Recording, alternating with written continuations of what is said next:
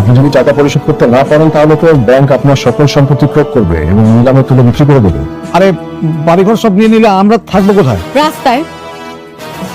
আপনারা রাস্তায় থাকবেন, ওইটাই আপনাদের জন্য উপযুক্ত জায়গা। এখন পান আপনার কি শালিমান গ্রুপের নামে এটা লিখে দিতে চান নাকি চান? বুঝতে পারছিস? সঞ্জিত ঠান্ডা পড়া আপনার দাঁড়ান, আমি লিখে দিচ্ছি।